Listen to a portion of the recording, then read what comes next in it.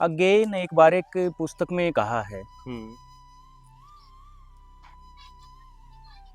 कुछ कवि तो विश्वविद्यालय में पढ़ाए जाएंगे और कुछ कवि पढ़े जाएंगे। मुक्तिबोध ने जो भाषा बोली है, जो शब्द बोला है, जो कविता प्रस्तुत की है, वो शब्द किसी ने बोले ही नहीं। संगोष्ठियां आज केवल दिखावा मात्र हैं, उनका कोई लाभ नहीं है जी। वो एक करप्शन का आधार भी है जी। खूब करप्शन होता है उनमें, गुणवत्ता बहुत कम है। मुक्तिबोध ने जो भाषा बोली है, जो शब्द बोला है, जो कविता प्रस्तुत की है, वो शब्द किसी ने बोले ही नहीं। देख लिया दाढ़ी है, अख है निराला। मैंने देखा दीवार से इस प्रकार, तो एक निर्वस्त्र आदमी बैठा है जी, कोई नहीं उसके ऊपर, कोई कपड़ा नहीं है, और उसने मेरी तरफ देखा भी नहीं और सीधी एक बात कही, बैक पैडलिंग। क्या कविता सौंदर्य है या समाज का आईना? क्या छायावाद आत्मा की खोज था और नई कविता अस्तित्व का संकट? कभी कविता ने प्रकृति की गोद में बैठकर आत्मा की आवाज सुनी थी, कभी उसने चांदनी रात में अपने हृदय की धड़कनों को शब्द दिया था।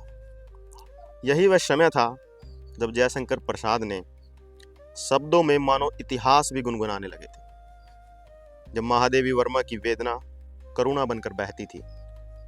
लेकिन समय रुका नहीं, कविताओं ने आंखें खोली और देखा कि दुनिया बदल चुकी है।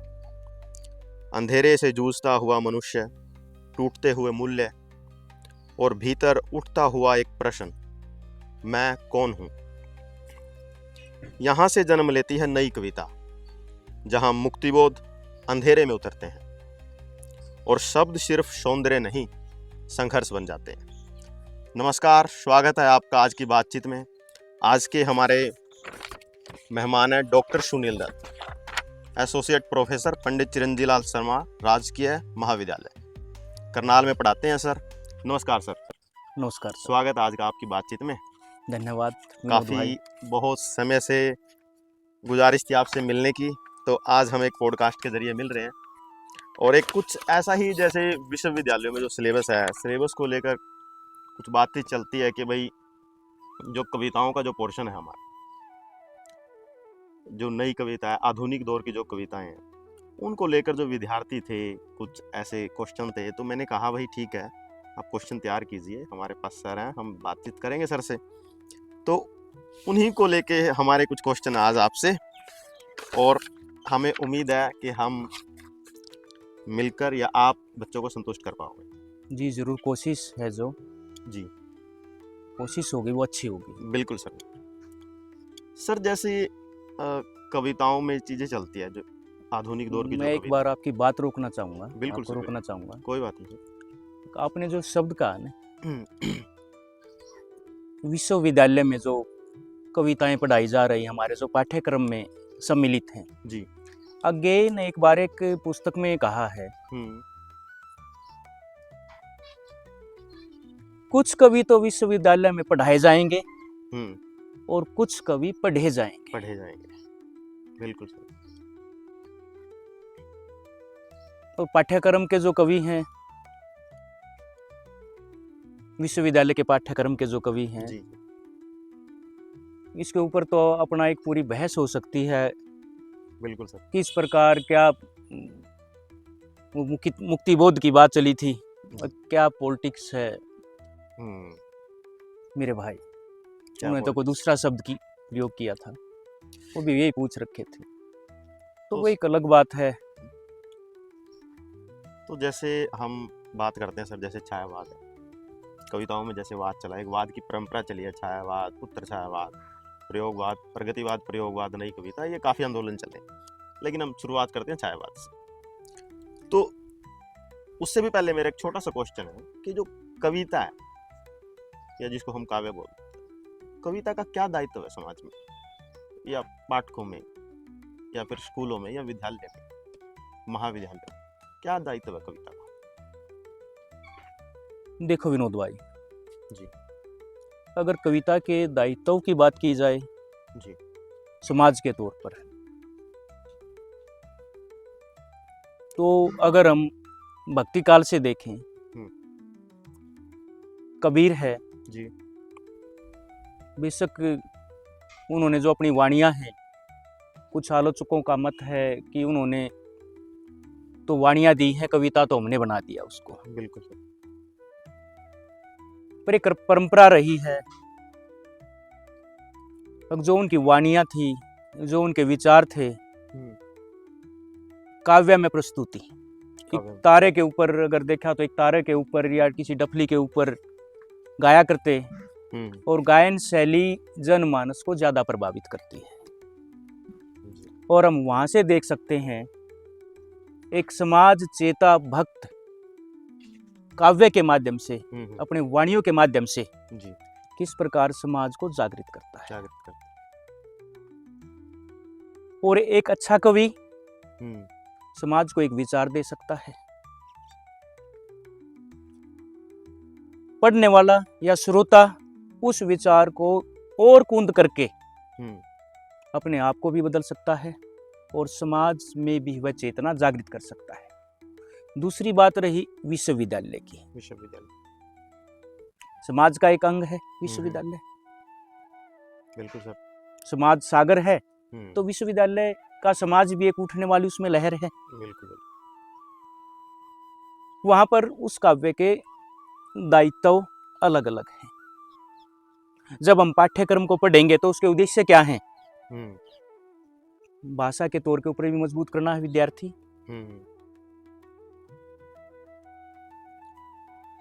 उसकी जो शब्दावली है उसमें भी वृद्धि करनी है। किस प्रवृत्ति में, किस परिस्थिति में, किस सेंस में कौन सा शब्द प्रयोग किया जाए, शब्द चयन जिसको बोला जाए, तो वो शब्द चयन में भी विद्यार्थियों को पारंगत करना होता है। एक जागृत चेता तो बनाना ही है उसको, पर भाषा तौर पर मजबूत करने का भी एक दायित्व है। जब हम विश्वविद्यालय में कविता पढ़ा रहे हैं जी, आज की परिस्थिति के अनुरूप इतिहास को देखें हम, जिस प्रकार मुक्तिबोध की बात चली थी, अंधेरे में कविता है जी। मुक्तिबोध का इतिहास बोध, जो इतिहास बोध है, और जब वो कविता लिखी गई है उस इतिहास बोध की दृष्टिगत कितना महत्वपूर्ण। और उस कविता को अगर हम पढ़ें, उसका पाठ करेंगे, तो वो एक इतिहास बोध की जो शैली है वो भी विद्यार्थियों को सिखाता है। मुक्तिबोध से ही, जैसे आप मुक्तिबोध की बात कर रहे हो सर, तो मुक्तिबोध से रिलेटेड एक क्वेश्चन है कि मुक्तिबोध की कविता में अंधेरे का प्रतीक क्या केवल सामाजिक है या दार्शनिक भी? आप इसको किस तरीके से देखते हैं? देखिए विनोद भाई, कवि है,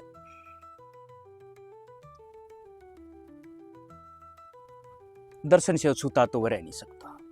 बिल्कुल। आपने अपने पाठ्यक्रम में भी पढ़ा होगा, कबीर से ले लो मुक्तिबोध तक आ जाओ, किसी न किसी दर्शन का चस्पा, अद्वैतवाद, द्वैतवाद लगता ही मिलेगा। बिल्कुल। कहीं ना कहीं किसी दर्शन से तो प्रभावित है वो। सही बात सर, बिल्कुल। हमारा आप भी प्रभावित हैं, ऐसी तो बात है नहीं। मुक्तिबोध ने जो भाषा बोली है, जो शब्द बोला है, जो कविता प्रस्तुत की है, वो शब्द किसी ने बोले ही नहीं। वो विचार आए होंगे पर मुक्तिबोध की शैली में नहीं आए होंगे, वो विचार पहले भी थे। हम जो भी भाषा बोल रहे हैं वो किसी न किसी के मुंह पर तो लगी हुई है। हम अपनी भाषा में, हम भी एक झूठी भाषा इस्तेमाल कर रहे हैं। तो ऐसा तो कोई है नहीं, दर्शन से तो हैं प्रभावित कहीं न कहीं। और कवि है वो तो लेखक है, मुक्तिबोध कवि तो हैं ही, वो तो इतिहासकार भी है, दर्शन की बात भी लिखी है। और उसकी उनकी जो डायरी है उसका तो वो एक पूरा का पूरा लिखने, जो पढ़ने वालों का ही दर्शन तैयार हो जाता है। बिल्कुल सर।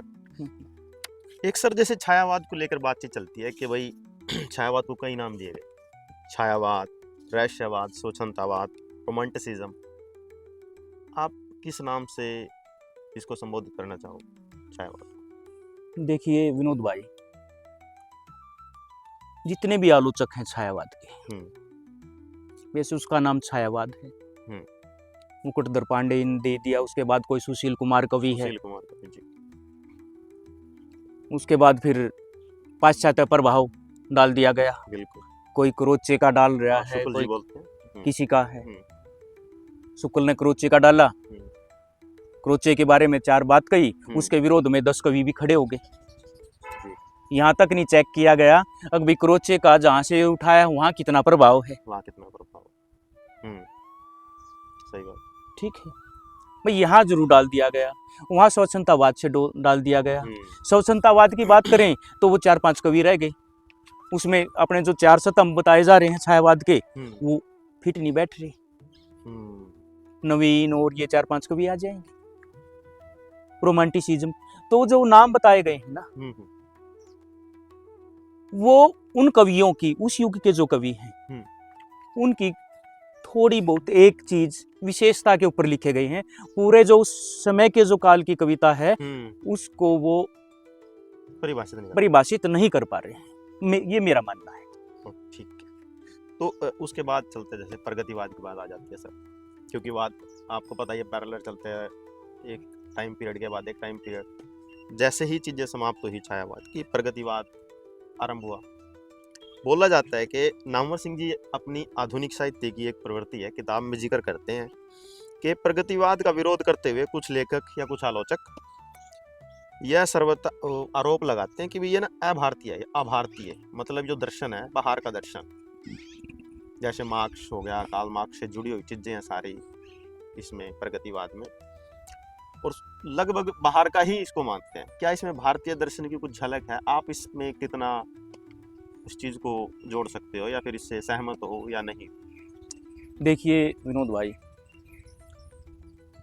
अगर हम कहें मार्क्सवादी, मार्क्सवाद भारत का तो था नहीं, मैं एक मार्क्सवादी हूं मैं, तो मार्क्स भारत का तो था नहीं, बाहर का था। लेकिन बात कही जाए मार्क्सवादी विचारधारा की, जी, वही पहले जो बात हुई थी, विचारधारा एक ऐसी चीज है, कम नहीं कह सकते। कबीर है, कबीर के टाइम में तो मार्क्स नहीं था, और बहुत सी बातें ऐसी लग सकती हैं, अगर कबीर आज के दौर में होता तो वो पक्का मार्क्सवादी बता दिया जाता। ढूंढ लेते हैं आलोचक, अभी भी ढूंढ लेते हैं, तो लेकिन नीर अक्षीर विवेकी हैं आलोचक। अपने जिस प्रकार नामवर सिंह जी की बात आई थी, जी। उनकी जो बहुत बढ़िया पुस्तक आई थी, और आप नामवर सिंह को जब पढ़ोगे ना, वो इस पुस्तक को अच्छी पुस्तक नहीं बताया करते, आधुनिक साहित्य की प्रवृत्तियों को। ये नामवर सिंह की है, नामवर सिंह इसको अच्छी पुस्तक नहीं बताया करते अपनी। अच्छा, हाँ, ये जानकारी मेरे लिए नहीं है, तो ठीक है जी, ठीक है, वो प्रवृत्तियां हैं। और अब दूसरी बात देखो, प्रगतिवाद है, कब से कब तक का समय है इसका? 3-4 साल रहा है। आप द्विवेदी युग को देखोगे तो 18 साल है, उसके बाद वो भी छायावाद भी 17-18 साल है, के आसपास 36 के बाद। हाँ। और कितने साल चला? 6-7 साल, 1943 तक। वजह क्या थी? आप भी जब अपने प्रश्न वगैरह पढ़ते होगे कि ये वो कवि थे जिनके राजनीतिक तौर पर मार्क्सवाद का प्रभाव था, बिल्कुल सही बात। समाज को प्रमुख मानते थे समाज के लिए।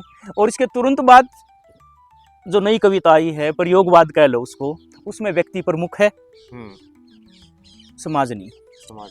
है समाज, पर समाज से ज्यादा आप नदी के द्वीप पढ़ोगे, मुझे भी पंक्ति दे दो, वो कविता पढ़ोगे, उसमें व्यक्ति है, उसका अस्तित्व है, वो समाज में रहना चाहता है, पर अपना अस्तित्व समाप्त करके नहीं, अपनी आइडेंटिटी समाप्त करके नहीं। बिल्कुल सही बात।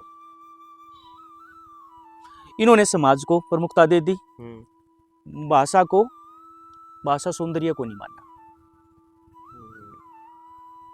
वही फिर उधर एंजरा पाउंड वगैरह गे के ऊपर तो फिर प्रभाव आ जाते हैं। प्रभाव उसका तो अलग ही अभिव्यंजन और शिल्प। वो बोलते हैं कि मौन भी अभिव्यंजन है, जितना तुम्हारा सच है उतना कहो। तो सर हम थोड़ा सा माहौल ज्यादा आलोचनात्मक हो चुका है, हम थोड़ा सा आपके जीवन से रिलेटेड कुछ, आपने कैसे सफर तय किया, एसोसिएट प्रोफेसर तक आप पहुंच चुके हो, कैसे आप विश्वविद्यालय में आए, और जो आपका थोड़ा सा जो पारिवारिक जो माहौल है शुरुआती दौर का, अगर आप उस पर थोड़ा सा कुछ साझा करना चाहो हमारे साथ। विनोद भाई, जिस प्रकार आम बच्चे हैं, आम मेरा घर था। पिताजी मेरे अध्यापक थे, अध्यापक, प्राथमिक स्कूल में अध्यापक थे जी। परिवार बड़ा था, हम्म, सब जो है इकट्ठे रहा करते। हम्म, पढ़ने में कोई इस प्रकार की कोई खास रुचि नहीं थी। जी। अपना गिर पढ़ के बीए तक पहुंच गए। पहुंच गए। हम्म, हाँ, ये बात जरूर थी, मैं एक अच्छा एथलीट था। अच्छा। College level, inter college level, inter university level. Hmm, मेरे फिर हो गए घुटने खराब। अच्छा, मतलब एथलीट आप, दौड़ वगैरह दो उसमें। तो बिना किसी कोच के इस प्रकार गलत ठीक एक्सरसाइज की घुटने खराब। घुटने खराब मतलब कैरियर खराब। वही एथलेटिक तो घुटने से चलता है। जिस प्रकार मेरी जो रेस थी 800, 1500, 5000 की, वो ऐसी रेस थी कि मेरे को ये बताया जाता तू तो आर्मी में बड़ा ऑफिसर लगेगा या पुलिस में बड़ा ऑफिसर लगेगा। बल्कि एक बार तो कांस्टेबल के लिए मेरा जिस प्रकार लगभग सिलेक्शन तय हो गया था मेरी एथलीटिंग की वजह से, मेरे जो कोच थे उन्होंने मना कर दिया, तू कांस्टेबल लगेगा, तू डीएसपी लगेगा। फिर वो जब घुटने खराब हुए तो ये मानकर चलो सारे सपने खराब हुए। बीए मेरी, ये लगा लो बीए में मेरा इतिहास में कंपार्टमेंट था उस टाइम में, अब तो री बोल रहे हैं, उस टाइम में कंपार्टमेंट बोला करते, कंपार्टमेंट बोलते थे जी। और एक साथी आया था, उसका एमएससी स्टैटिक्स में एडमिशन हुआ था और कुरुक्षेत्र यूनिवर्सिटी तक चल पड़ा। मैंने जब यहाँ का माहौल देखा तो मैंने तय कर लिया पढ़ना है। अब जिसकी री है कंपार्टमेंट है उसका एडमिशन नहीं हो सकता। सही बात। उस टाइम में कोर्सपोंडेंस एडमिशन दे रहा था, तो कोर्सपोंडेंस में जो एडमिशन मिल गया। क्लास लगानी मैंने वैसे यहाँ शुरू कर दी, रेगुलर में यहाँ बैठता, और दिमाग में एक बात थी, जब मैंने एक किताब उठाई देखी और कितनी आसान चीज कुछ भी नहीं, वैसे दौड़ता रहा करता, रात दिन घुटने खराब कर लिए, इस सरोवर के ऊपर बैठकर पढ़ने का ऐसा चस्का लगा है जी। फिर पढ़ते गए, फिर एमफिल में रेगुलर एडमिशन हुआ, सपना साकार हुआ। एक सपना था कि रेगुलर एडमिशन हो यूनिवर्सिटी, एमफिल में रेगुलर एडमिशन हुआ, अच्छे मार्क्स आए, फिर यहीं से पीएचडी हुई, और फिर मैंने जितने भी टेस्ट दिए वो सारे क्लियर हुए, और अंत तक आते आते फिर यहाँ ये सफलता।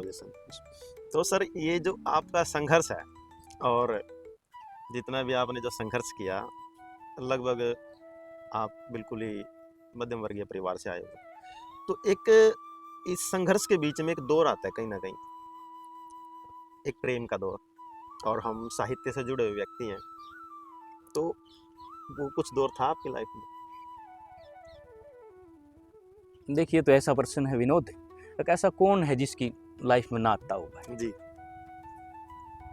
जवानी है तो ये भी है, बिल्कुल ठीक है ना।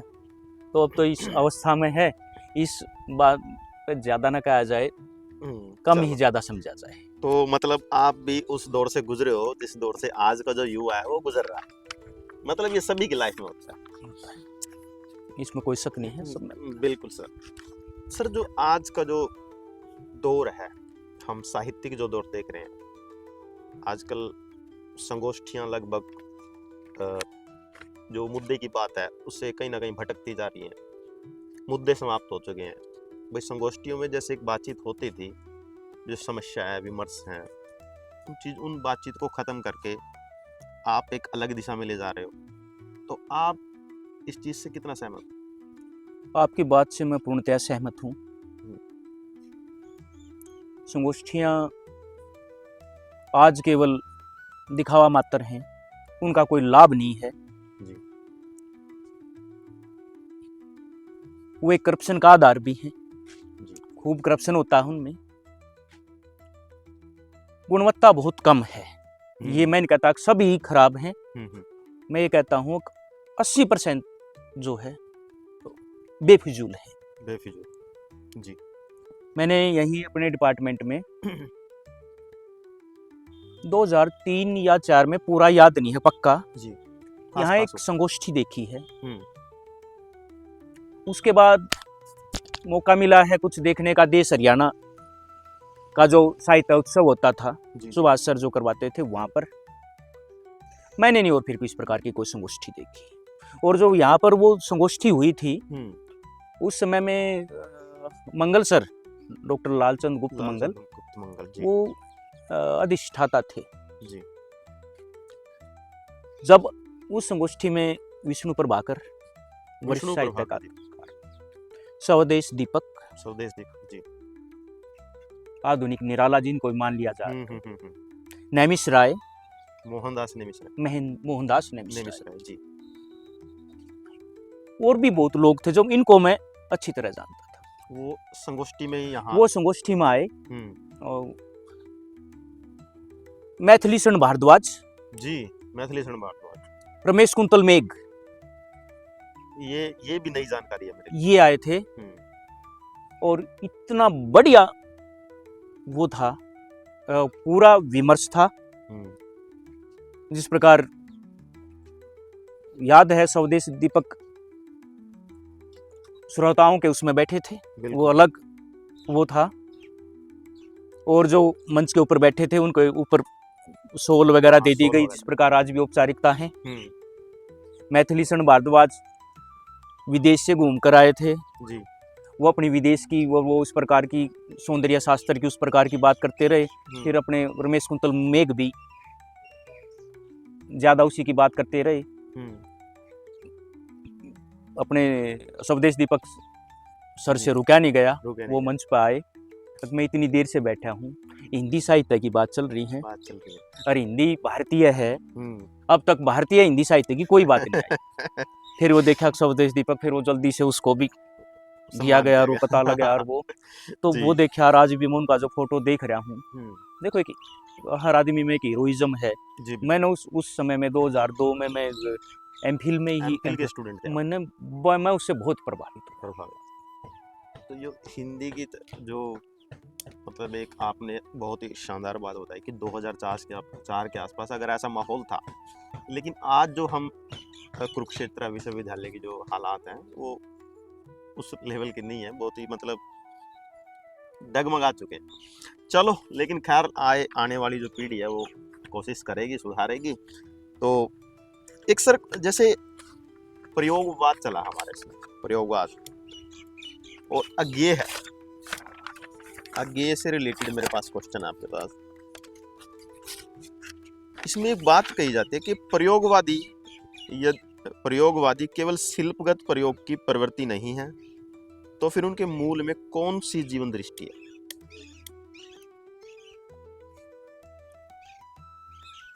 उनके मूल में अगर जीवन दृष्टि देखी जाए तो व्यक्ति की महत्ता है। व्यक्ति की जी, व्यक्ति की इतना प्रमुख है, उसी से सब कुछ जुड़ के चलता है। बिल्कुल। अगर समाज को हम साथ दे दे और व्यक्ति को नकार दे, जितनी भी क्रांति हुई है, जब व्यक्ति को नकारा गया है, समाज जब नकार दे, उसकी अस्मिता को खो दे, तो फिर वो व्यक्ति क्रांतिकारी हो जाएगा और उसका जो डर है, भय है, वो समाप्त हो जाएगा। तो मेरा मानना है भाई, जो मुख्य जो चीज है अज्ञेय की, उसमें व्यक्ति प्रमुख है, उसके बाद समाज है। अब भाई वो समाज में रहकर भी अपनी पहचान नहीं खोना चाह रहा। बार बार आप देखोगे कितना उसमें दर्शन है, कितनी नावों में कितनी बार मैं बार कितनी बार विदेशों में घूमने के लिए गया हूँ, वहाँ चुंदी आती लाइटें हैं, कुछ नहीं है, मैं बार इधर आया हूँ, एक धुंधली सी रेखा दिखाई। वजह क्या है? यहाँ पर बौद्ध दर्शन है, अहम ब्रह्मस्यामी है, भारतीय दर्शन की तो एक पूरी परंपरा पूरी चली परंपरा है हम्म। जिसमें व्यक्ति को प्रमुखता दी गई है है। और एक विमर्श को भी स्थान मिला है। विमर्श को विस्तार। भाई हम इतना सब कुछ होते हुए भी जैन भी है, बौद्ध भी है, अभी अगर इतनी अस्पृश्यता है, बोलने भी वो प्रश्न उठाए जा रहे हैं, बोले जा रहे हैं, बिल्कुल। और एक अलग है चारवाक भी है। हम्म। देखो कहीं ना कहीं थी चीज, तो हाँ बिल्कुल, हम उन चीजों को नकार नहीं सकते। नहीं नकार सकते, बिल्कुल नहीं नकार सकते। थी, और इतना जगह भी बनाए, विदेशों तक चले गए वो विचार। बिल्कुल सही बात। तो वो जो व्यक्तिकता है वो प्रमुख है, और उन्हीं से विचार हैं जी के। एक जैसे सर लंबी कविताएं लिखी जा रही थी, और लंबी कविताओं का दौर छायावाद से भी चलता है, प्रयोगवाद में भी लिखी गई, गे ने भी लिखी, मुक्तिबोध ने भी लिखी, निराला ने भी लिखी, पंत ने भी लिखी। जो लंबी कविता है आज के समय में कितनी सार्थक है? देखो भाई, कविता लंबी हो छोटी हो, ये प्रश्न तो होना ही नहीं चाहिए, मेरा मानना है जी। भाई उस लंबी, बेशक लंबी कविता है, भाई पढ़ने वाले को वो कितनी लंबी लगी, लंबी तब लगेगी बोरिंग होगी। सही बात सर। ठीक है, अब राम की शक्ति पूजा पढ़े हम, अंधेरे में पढ़े, भाई सरोज स्मृति पढ़े, निराला की वो तुलसीदास से संबंधित पढ़े जी। देखो जिस प्रकार मैंने निराला ज्यादा पढ़ा है, फेवरेट है निराला, पसंदीदा है ये मान लो जी। मेरे जिस प्रकार जब मैंने पढ़ना शुरू किया था, कविता के बारे में जानना शुरू किया होगा, शायद मेरी उम्र के सभी निराला को सबसे वो मानते होंगे, मैं भी उन्हीं में से एक था जी। भाई मैंने तो सरोज स्मृति पढ़ी है, लोग लंबी कविता, भाई इतना मजा लेकर पढ़ी है, कहीं दूरता नहीं मिली। एक ये बात है कि लंबी, अगर ये तो एक बात हुई भाव की बात, अगर हम बात करें उसके शिल्प की, भाई लंबी कविता का जो शिल्प है वो भी फिर गठा हुआ होना चाहिए, गठा हुआ, और लंबी कविता लिखनी आसान नहीं है। जिस कवि के पास पूरा इतिहास बोध है, जिसके पास पूरा शब्द चयन है, जिसके पास पूरी एक शब्दावली की समानांतरता है, उसमें वो विरले शब्दों का भी प्रयोग करेगा जी। जिसमें पूरी योग्यता है, वही लंबी कविता लिख सकता है।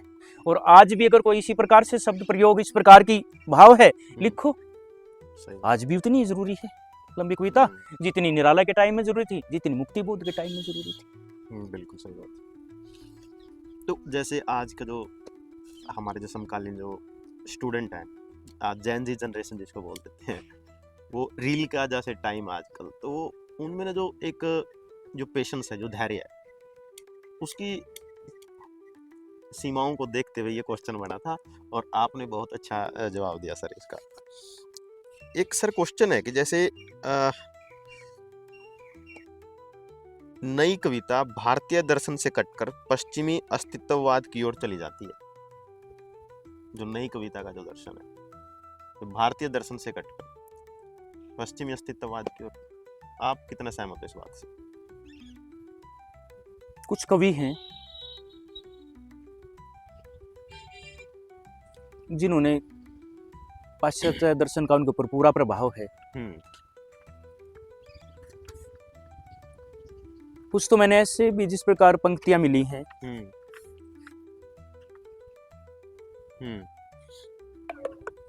जिस प्रकार से उन्होंने जो लिखी थी उस अपने मिथ में, एक पुस्तक का नाम है जिस पर मिथ ऑफ सिसिफस, इस प्रकार का कुछ नाम है, उसकी मैंने जो कोट पढ़ी, वो ही एक नाम नहीं लूंगा मैं, कोई बात नहीं, जो एक आधुनिक जो लेखक है, और वो फेमस भी हो रही है, वो प्रसिद्ध भी हो रही है, उसकी पंक्तियां कोट होती हैं, जो की तो मिल गई उस किताब की, हाँ उनकी तो है प्रभावित।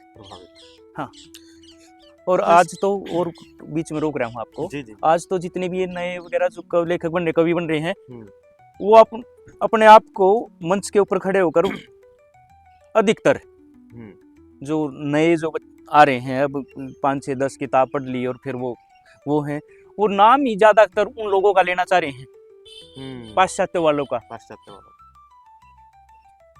वो पहले बात हुई थी क्रोचे है जिस प्रकार, हम्म, भाई वहां तो देख लो वो कितना वजनदार है, यहाँ उसके ऊपर एक इधर खड़ा हो गया, दो उधर खड़े हो गए, लड़ने को तैयार हो गए। लड़ने को तैयार, बिल्कुल सही बात। तो देखो जानना जरूरी है, ज्ञान है, देश विदेश का जानो, बिल्कुल। अच्छी बात है, समझ विकसित करो, अच्छी बात है। सर एक क्वेश्चन था, जैसे प्रगतिवाद ने कहते हैं कि प्रगतिवाद ने सत्य का राजनीतिकरण, सपाटीकरण, संकुचीकरण कर दिया, जबकि कला, सत्य, जीवन इतने बंधे बधाए नहीं। ये आगे की कोटेशन है सर, और ये मैंने इसलिए रखी है कि मैं भी थोड़ा सा वो हूँ इसमें, तो मैं जानना चाहता हूँ आपसे। एक बार दोबारा बताओ, बोलोगे? हाँ बिल्कुल। जो प्रगतिवाद है, प्रगतिवाद ने सत्य का, जो सत्य होता है उसका राजनीतिकरण और सपाटीकरण और संकुचीकरण कर दिया, जबकि जो कला है, जो सत्य और जो जीवन है वो इतने बंधे बंधाए नहीं है। ये है भाई एक, देखो वो थे सीधे एक तर्क के ऊपर, तथ्य के ऊपर आधारित चीज। मार्क्स की जो द्वंदात्मक जो थ्योरी है, भौतिकवाद की जो थ्योरी है, अगर उस फ्रेम को अगर हम लेकर चलें, मान लेकर हमने तो एक फ्रेम बना लिया, भाई उसको लेकर चलेंगे, भाई आदमी अगर उसके फ्रेम के अंदर सेट हो गया तो ठीक है, जितना ऊपर रहेगा नीचे से भी काट दे, ऊपर कोई भी काट दे, वो कविता नहीं हो सकती। मतलब एक फ्रेम सेट है, भाई आप फ्रेम ले आए, हाँ, अब उन्होंने वो फ्रेम बना लिया कुछ कवियों ने, और इस कारण क्या हो गया, सत्य सत्य तो उसमें रह गया, शिवम और सुंदरम गायब हो गया। ठीक है, और सत्य भी कौन सा रह गया, अब जो सीधी पैर मार रहा है, पैर मार, सत्य भी कहने का तो एक तरीका है, वो तरीका भी गायब हो गया। बिल्कुल सही बात कह रहे हो सर। बहुत सी फिर जरूरी चीजें छूट गई। तो ये चीजें थी। आगे यही फिर कहना चाह रहे हैं, ठीक है, फिर आगे ने भी एक अति कर दी, वो भी विचार के साथ और व्यक्ति के साथ होते होते वो भी फिर रूपवाद में फिर ज्यादा आ गए, सौंदर्यवाद में ज्यादा आ गए। वही बात है, अब ये तो एक संतुलन है भाई, रूप का और भाव का जब संतुलन होगा। अरे यो ये तो सर कहते भी हैं कि हम प्रयोगवादी नहीं रहे, मतलब एक थप्पा जो थोप देना कि प्रयोगवादी है, कि वाद जो टाइप है सिस्टम, वो खुद कहते हैं अपनी सारसप्तक की भूमिका में बोलते हैं वो, कि हम वादी नहीं रहे भाई, हमें जो वाद से बांधना है वो हम नहीं बोलते भी हम प्रयोगवादी हैं। विनोद भाई जो गे है ना, हाँ जी, जब है ना हम साहित्य को मजा लेकर पढ़ना शुरू कर देंगे, इनके वाद विवाद जी, भाई उनकी दूसरे लेखकों के पत्र भी पढ़ेंगे, किस प्रकार फिर दूसरों की बात भी सुनेंगे, किस प्रकार जलन थी, किस प्रकार आपस में, ठीक है, हम पढ़ रहे हैं कि इनका व्यक्तिगत जीवन भी जब पढ़ेंगे तो आगे है ना, एक बार इस प्रकार का कवि हो गया था, उसको बाहर निकालने के लिए एक पूरी परिपाटी तैयार हो गई थी आगे को। बड़े बड़े जो आप है ना हिंदी साहित्य के इतिहास, जिसने भी 3 4 5 पढ़ना, और आगे के ऊपर जो शब्द हैं वो जो फिट करे गए हैं वो समझना। 3 पैरों पर मूत्रदान में, तो एक वो लाइन है, वो पंक्ति इस्तेमाल करी जाएंगी, कहीं बदेश का चित्रण, कहीं अश्लीलता, और ये पूरी की पूरी कुछ समय की परिपाटी तैयार होगी, ठीक, ये बार करना है आगे। क्या सर ये क्या था, ये लोकप्रिय थी उनकी, या वो अच्छा लिख रहे थे इतना, या वो सत्य लिख रहे थे, या वो यथार्थ को लिख रहे थे, क्या कारण था इसका? वो एक समय में जिस प्रकार की कवियां लिखने की परिपाटी थी उससे हटके लिख रहे थे, मतलब वो एक वाद से हटके लिख रहे थे।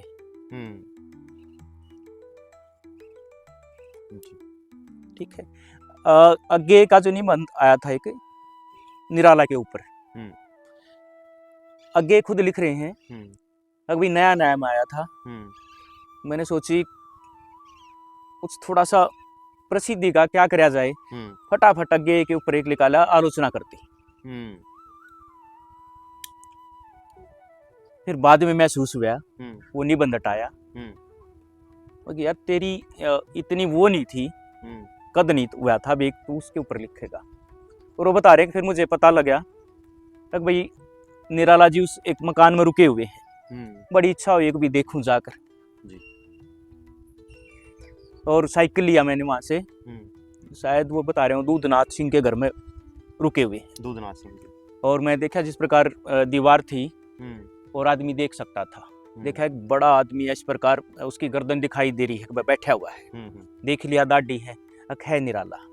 मैंने देखा दीवार से इस प्रकार, तो एक निर्वस्त्र आदमी बैठा है जी। कोई नहीं उसके ऊपर, कोई कपड़ा नहीं है। और उसने मेरी तरफ देखा भी नहीं और सीधी एक बात कही, बैक पैडलिंग। बैक पैडलिंग, जो साइकिल लेकर आए उसके रिवर्स। मैंने तुरंत उसके बैक पैडलिंग जो शब्द का तुरंत अंदाजा लगा लिया, एक नई शब्दावली शब्द दे दिया है, नई शब्द जी। कि ये निराला है। तो वो इस प्रकार का एक लेखक जब तैयार हो रहा है, लिख रहा है और एक बंदी बंदाई परिपाटी को तोड़ रहा है, आप केवल निराला की कविता ना पढ़ें, उन्होंने बहुत से निबंध लिख रखे हैं जी। वो जरूर पढ़ने चाहिए। शेखर एक जीवनी है, आपके पाठ्यक्रम में भी है जी, पाठ्यक्रम में, नेट के सिलेबस में भी, नेट के सिलेबस में भी है, तो उसको जरूर पढ़ें और फिर उसका दर्शन देखें। हो सकता है कि भाई विदेश से प्रभावित है। आप एक उनकी कविता है सांप, सांप, बड़ी प्यारी कविता है, बहुत शानदार कविता है सर। सांप तुम सभ्य तो हुए नहीं। और वो कलगी बाजरे की, कलगी बाजरे, ये नए प्रतीक है सर। बिल्कुल वो कलगी बाजरे की, उसकी जितनी आलोचना आज भी अगर आप बैठोगे तो उसकी आलोचना क्या दिखाना चाह रहा है कलगी बाजरे की। कलगी बाजरे, वो उस कलगी बाजरे की में जितने भी प्रतिमान है, मैं तो क्या लाऊं, सारे झूठे हो चुके हैं। वो बंदी बंदा एक परिपाटी तोड़ना है, तोड़ना। जिस प्रकार आगे एक टाइम पे मैंने मैं शैली अपनाई, उधर फिर भी कलगी बाजरे की।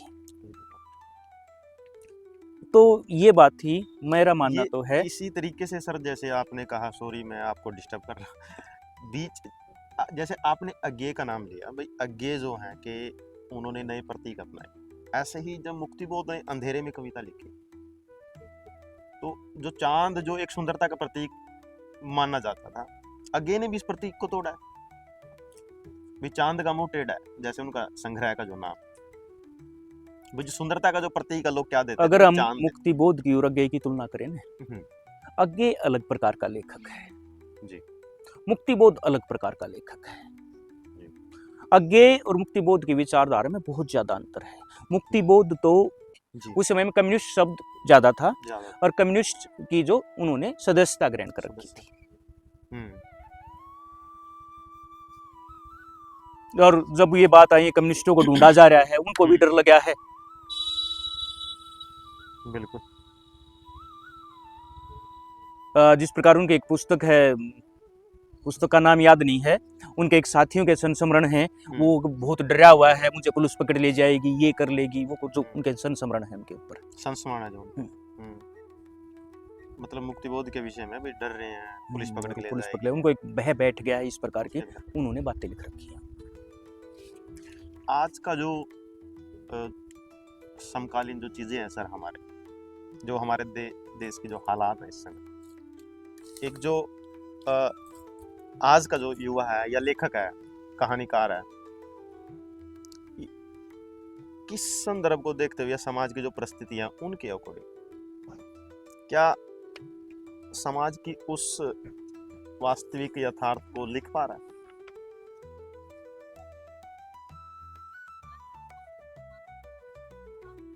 लिख पा रहे हैं। आज के जो नए लेखक हैं वो यथार्थ को अच्छी तरह लिख पा रहे हैं।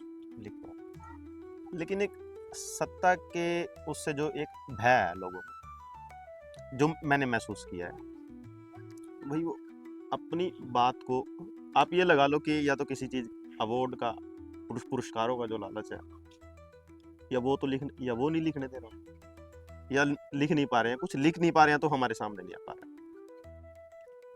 ये तो है ना, तो आज का जो भय बना हुआ है, जो आम लोगों में, पाठकों में लगा लो या फिर लेखकों में भी लगा लो, आप बड़े से लेकर छोटे तक जो भी लोग हैं, उनमें एक भय की जो है एक भावना बनी हुई है, और ये भय आप समझते हो कि कहाँ से आ रहा है, कैसे आ रहा है, तो ये कितना सही है आज के समय के लिए? एक तो विनोद भाई ऐसी बात करके डराया जा रहा है हमें, एक भय है, भय है, भय है। ये जो सत्ता की गोदी में बैठकर जो लेखक थे वो पहले भी रहे हैं, रीतिकाल में भी खूब रहे हैं जी। और ऐसे भी बहुत रहे हैं तो उन्होंने सत्ता को नकार दिया। संतन को क्या सीकरी सो काम, पहले भी रहे जी। तो यहाँ पर रीति मुक्त भी रहे हैं। और मैं जो देख रहा हूँ आज वो लेखक ज्यादा हैं जिन्होंने कोई सत्ता का लोभ नहीं है। उनकी रचनाएं किसी न किसी माध्यम से आ रही हैं, फिल्म के माध्यम से या गीत के माध्यम से या कविता के माध्यम से या ब्लॉग के माध्यम से। वो बहुत कम हैं जो सत्ता की गोदी में बैठे हैं और वो इतने ही जरूरी हो रहे हैं आज साहित्य के लिए जितना किसी शादी में कोई बाजा जरूरी हुआ करे। बिल्कुल सही। आप देख लो वो जो वाह वाह करते हैं और वो कुछ लेखक तो हमारे अब कथावाचक भी बन गए हैं वो इतने जरूरी हैं जितना शादी में बाजा जरूरी है।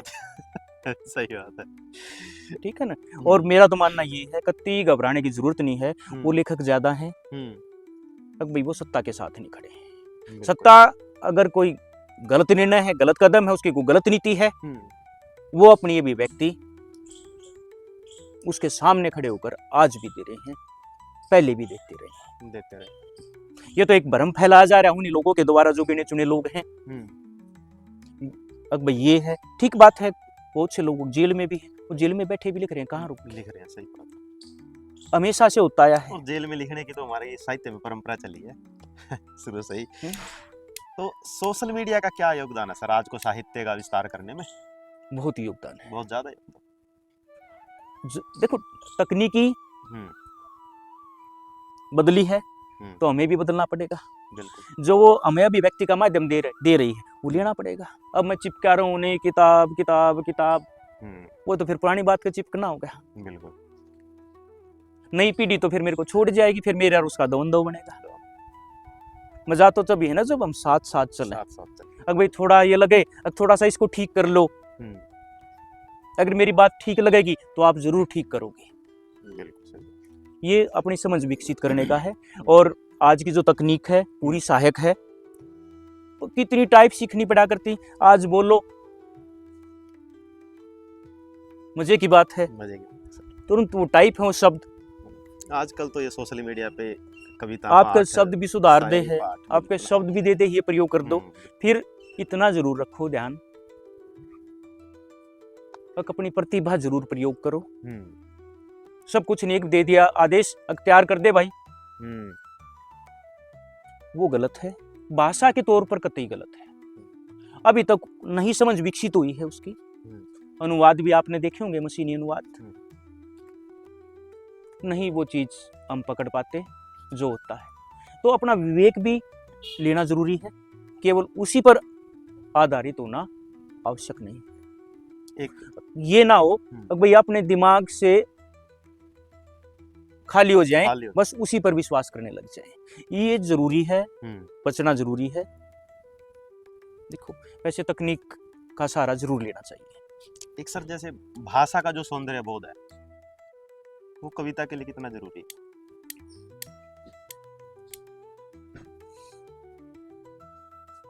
बहुत जरूरी है। एक तो बात ये समझी जाए सौंदर्य बोध किस मायने में, ये एक बड़ा प्रश्न है। सौंदर्य आप किसको, आप थीसिस उठान लेना फलाने लेखक की कविता में सौंदर्य बोध, उसमें पता क्या सौंदर्य बोध मिलेगा, देखना उसकी जो मिलेगा खगोल सौंदर्य है, भूगोल सौंदर्य है, पर्यावरण सौंदर्य।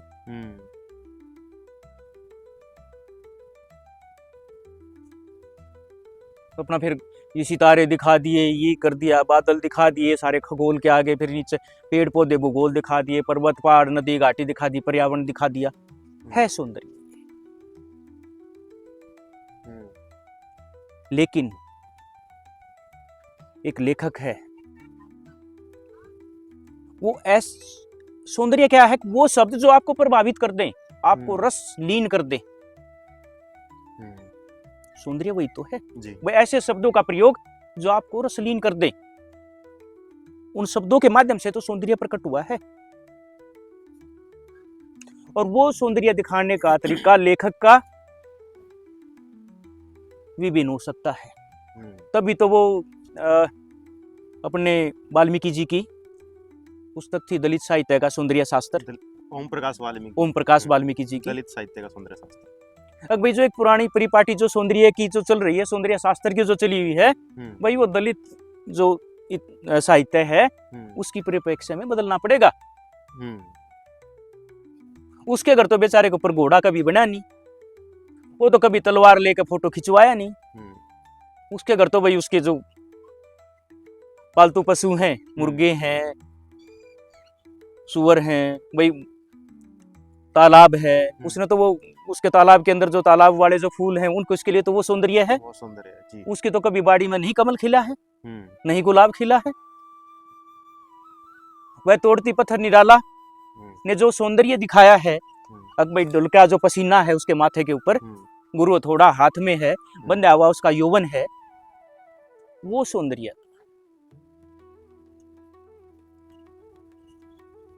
तो अलग अलग है। देखो सौंदर्य भाई पहाड़ भी है, नदी भी है, पर्वत भी है, पर ये सारी चीजें हैं तो थोड़ा सा विस्तृत करने की आवश्यकता है। अपने खासकर विद्यार्थियों को, आलोचक विद्वान हैं वो तो बड़े हैं, जानते हैं इस चीज को। बिल्कुल बिल्कुल। इनकी तो बात एक आखिरी क्वेश्चन सर, आखिरी सवाल, आपके जो पसंदीदा जो कवि हैं वो कौन रहे? पहले थे सूर्यकांत त्रिपाठी निराला जी।